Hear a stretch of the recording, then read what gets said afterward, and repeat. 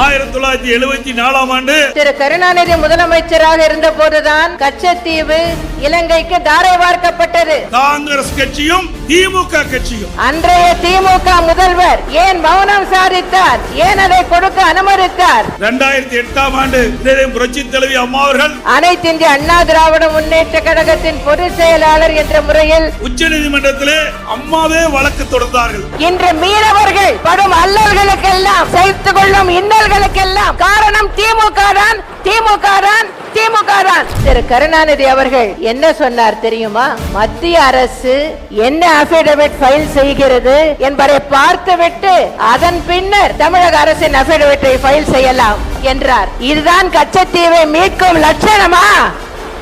அந்த உணர்வாவது திமுகவிற்கு இருக்கிறதா? கச்சத்தீவை மீட்டெடுப்பதற்கு போராடி கொண்டு இருந்த ஒரே கட்சி அனைத்து இந்திய அண்ணா திராவிட முன்னேற்ற கழக கட்சி.